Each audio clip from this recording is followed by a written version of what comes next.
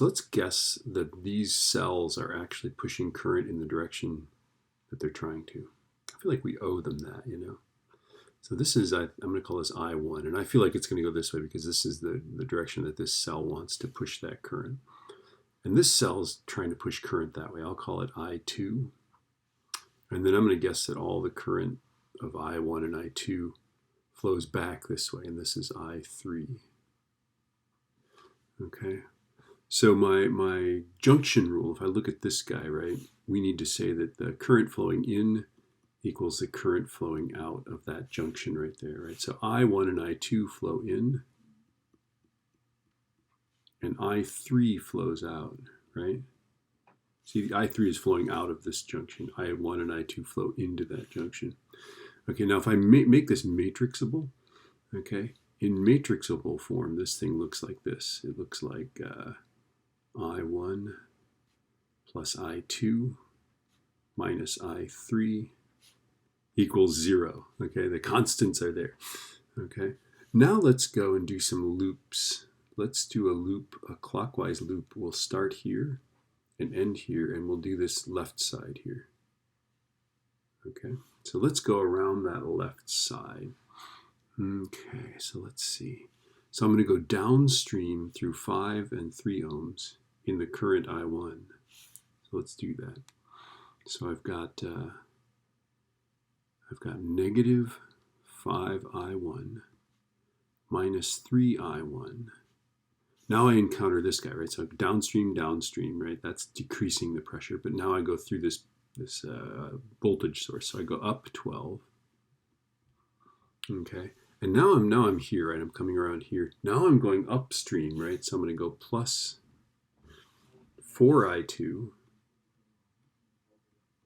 right? Minus 9, okay, plus 6I2. Okay, and that equals 0. I've completed a lap, right? Let's just double check. So down 5, down 3I1, then just up 12, okay? And now we're going upstream, so it's plus 4I2. But then we go the wrong way through a battery, right? So it's down 9, and then up 6 again, and then we're done, okay? And then this looks like this. This looks like minus 8I1. I'm going to make this matrixable. Negative 8I1. And then let's see how much total I2. We got 10I2, right? So plus 10I2. Okay, then we have no I3, right? So plus 0I3. And then we put those on the other side, and I think we have negative 3, don't we? Put the 12 and the 9 on the right side, and we've got negative 3. Okay? Okay, so this is good. This is our matrixable equation. We can make that into a matrix. Here's another one. We just need one more, right? Okay, so let's go clockwise, and here we'll start in the same place. I'm going to go doot, doot, doot, doot, doot, doot, doot, doot. Okay, so let's see. I'm going to go this way. So now I'm going downstream, right? So I go negative 6 I2. Then I go plus 9. Then I go negative 4 I2. Okay, now I'm going downstream. Okay, so this is negative 1 I1, right?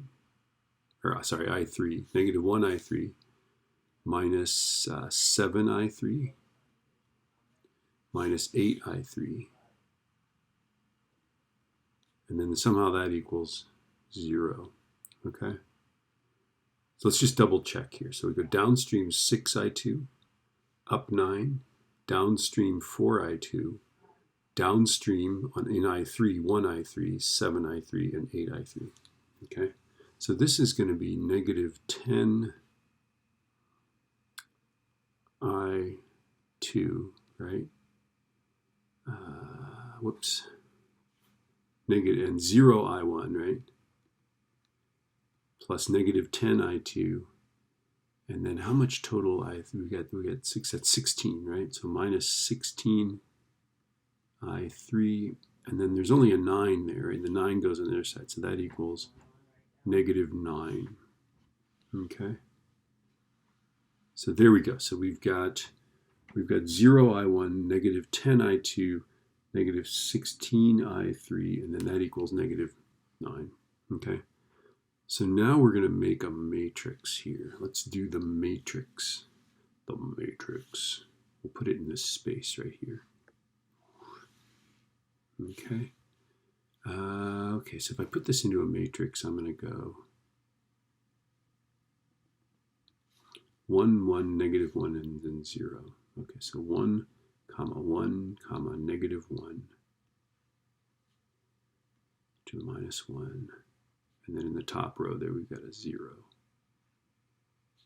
And then that equals I1, I2, I3, right? Okay, so in the next row we've got negative 8 and 10 and 0. Then I've got 0, negative 10, and negative 16. Okay, and then on this side here I've got negative 3 and I've got negative 9 there. Okay, so we've got this matrix, right, set up to solve this. Let's just double check. So 1, 1, negative 1, 0. Good. Negative 8, 10, 0, negative 3. Then I've got 0, negative 10, negative 16, negative 9, and there it is, right? So let's see if we can do this. Okay, are we ready for this? We may lose everything here. All right, so now to do this, my favorite way to do this is to go alpha F3. Okay, and then it's asking us for what are the dimensions, right? So we want, go over to 3, hit enter, go down to 3 columns, 3 rows, 3 columns, then go down to OK. And now we can just start typing them in. Okay, we've got 1, 1, negative 1. Then I always go all the way to the left when I start typing them in. So negative 8, 10, and 0. Then I've got a 0 on the left side, negative 10, and negative 16. All right, and then I want to invert this matrix, so I'm going to use this invert button there, right? Which is cool because it's, you know, obviously if I put a 2 in there and do that, it's a totally different operation from this, right? Okay, let's just double check. Did I type in the matrix correctly? I did. Okay, so now I'm going to do this guy. And now I need to stick another matrix in, right? So alpha F3 again. It's going to have 3 rows but only 1 column, right? There we go. And I'm going to have a 0 in the top one, a negative 3 in the next one, and a negative 9 in the next one. Okay? And I get, are you ready for this? Whoa. Okay, I get the correct answers. This is cool. Okay, so notice that there's very little current going up in that middle one. Now let me just show you something here. This is kind of fun. Okay, if I take this thing and I go storage, now of course I have to store this in a matrix. So I'm going to go second matrix, and let's store it in A. Okay, I'm going to store that in A. Here's the cool thing is you can actually access the values of this, right? So if I go second matrix A, and you got to do it that way. You can't just type left bracket A, right bracket. Don't know why, but you can. Okay, then I'm going to go 1, comma 1. This is like programmers. There it is. I'm addressing the array. This is the first row, the first column, okay, right? There's only going to be 1 column there. Okay, if I do that, and then I go storage alpha A, that's going to store the upper left thing, that 0.456, right, in the variable A, which is kind of fun. And then I can do the same thing. I can take that, and I can go, instead of the first row, I can do the second row. And let's store that in alpha B. Right, now I've got those values. I can use these values. Okay, and let's do the same thing. Let's grab this guy, Let's make that alpha C. Let's make it the third value. Now I've got these values. I can go alpha A, alpha B, alpha C, and I can use these to do the calculations. Okay, A is I1, B is I2, and C is I3. Okay, so let's go back to the PowerPoint presentation. Okay, so this I've stored in A. This guy I've stored in B, and this guy I've stored in C. Now, if you can figure a better way to do that with a TI calculator, let me know. I was trying to do, something else, but that didn't work. And then I just gave up trying. Okay, so what is the current? Well, notice that we got positive numbers when we did this. Okay. Notice that our numbers were all positive. Let's go back up here. Right. That thing, if you look at the answer of that thing, right, all of those were positive, which means that it actually was in the direction that we guessed. So this is the best possible scenario. Okay, now at this point, if we guessed wrong and one of those is negative, I go back to the drawing and draw the arrow the other way because I can't deal with that. Okay, so since these were all positive, then stuff is going in the direction we thought it was. Okay, so let's go back to the PowerPoint thing here, right? So the current here for this guy is 0.456. And we guessed up, and it was up. Okay, that's a 456, and the 6 through the 6 ohm, the next guy here, it is also up, and then this guy is down. It is the direction we thought it would be. So for the 6 ohm, it was 0.0652. Okay, and that is up. And then for the 7, it was 0.5217 amps, and that was down. Notice that this guy plus this guy adds to this guy, right? This is good, right? Okay, so now I want to find the voltage across the 6 ohm. Well, that's just going to be, well, let's see, the 6 ohm is there. It's 6I2, right? Right, which for me, that's the variable B. Okay, so let me just show you how I can do this. Right, I'm going to go 6 alpha B, and I'll get the answer. 0.391, right? Okay. That's fun. Okay, so 6, which is on my calculator, since I stored that value in the, okay, I'm going to go 6B. There we go, right? Okay, oh, the formula I'm using is V is IR, right? Okay, so this guy's going to be 0.391 volts, right? And then the 8 ohm is over here, so that's going to be 8 times I3. Right? So that's going to be, because we're doing basically R times I, right? Okay, V is R times I. So I'm going to go 8 times 0.5217, okay? Which, again, I could just go 8 alpha C. And I get 4.17 volts.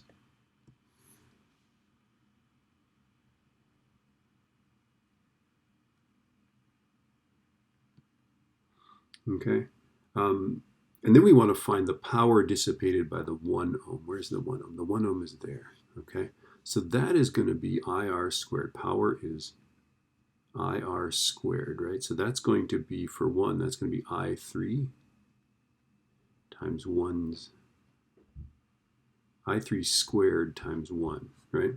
Okay, so that's going to be, I stored that in C, right? So I can just go,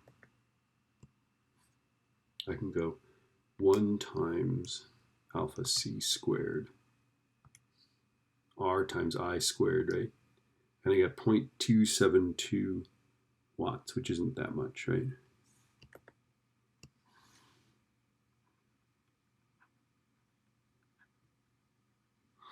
Okay, and then again, this guy's going to be power is I squared R, right? So that's going to equal, let's see, for the 4 ohm, it's going to be this middle guy here, right? So it's going to be I2 squared, right? Times 4, right? Well, I2 is 0.0652, so that's going to be a really small number, okay? But literally, I can just go 4B squared, right? and I get 0.0170 watts. So 0.0170 watts. Okay, and now the dreaded voltage question. Okay, so we're going to figure out the voltage, and let's go. All we do basically is we do a Kirchhoff's, I don't know what that law is, right? The loop law. Only we don't do the full loop. We just go from here to here. Okay. Now I'm going to go left to right, and I'm going to go the lower way. Okay. So I'm going to do for this guy, I'm going to go this way, this way, this way. Okay. So V, that voltage, and I'm going to go left to right. Okay. And then let's go the lower way. Okay. I can do this the lower way. Okay. Okay, so if I do this, notice I'm going upstream because I1 really is going up. Okay, so I'm going upstream through the 3, upstream through the 5, right? Okay, so it's going to be plus 3I1 plus 5I1. Okay, and now I'm going to go downstream through the 6, so minus 6I2, which on my calculator is going to be 8A minus 6B. Okay, let's see. Okay, 8 alpha A minus 6 alpha B. And I get 3.26 volts. Okay, 3.26 volts. Okay, which by the way means that this side's the positive side. Okay, that's the positive side. This is the negative side. That is, if I go from here to here and I go up 3.26 volts, I know this is the positive side, that's the negative side. I don't need you to necessarily know that, but I've seen it actually on the IV test. All right, so now let's go the upper way. I'm going to go left to right, the upper way. So I'm going to go here, here, here. Okay. So how does that work out? Well, the first thing I do is I go up 12 because I'm going the correct way through that thing, right? Then I go up 4I2 because I'm going upstream through in the current I2 through the 4 ohm. So I'm going to go plus 4I2. Okay, then I'm going to go down 9 because I'm going the wrong way. And I'm there, right? I'm to the other lead of this thing, right? So up 12 I1, no, sorry, just 12, right? We don't do the I1, just up 12. Then I go upstream 4I2. Then I go the wrong way through this guy, right? Let's see what that is. Okay, now by the way, this is just going to be 4B, right? Okay, so this is going to be, I can't see what my thing is. Okay, 12 plus 4B minus 9. Oh my gosh, look at that. It's the same exact number. Now, by the way, if at this point you get different numbers, and you don't even have to do it both ways, I'm just showing you a possible way to check your math, right? Okay, but if you get a different number, then something went wrong. Okay, at this point we know that something went wrong. Okay, all right.